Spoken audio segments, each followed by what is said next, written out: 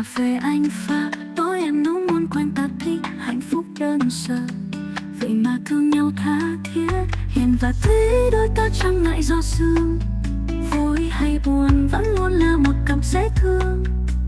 Tay trong tay đi khắp thế gian không sợ đâu, vì tim nắm rồi vẫn như lúc ban đầu.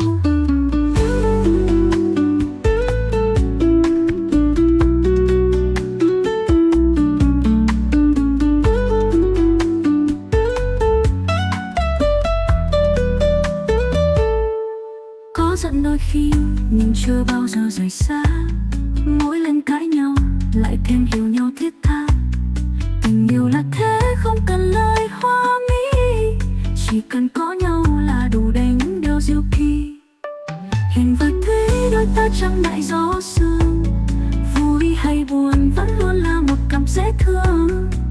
Tay trong tay đi khắp thế gian không sợ đâu, vì niềm đắm rồi vẫn như lúc ban đầu.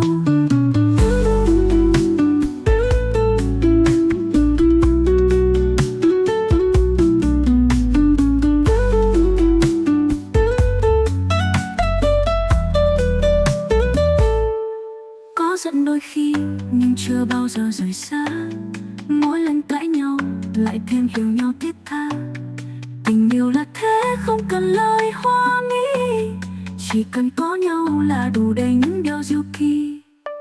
Hiền và thủy đôi ta chẳng ngại gió sương, vui hay buồn vẫn luôn là một cặp dễ thương.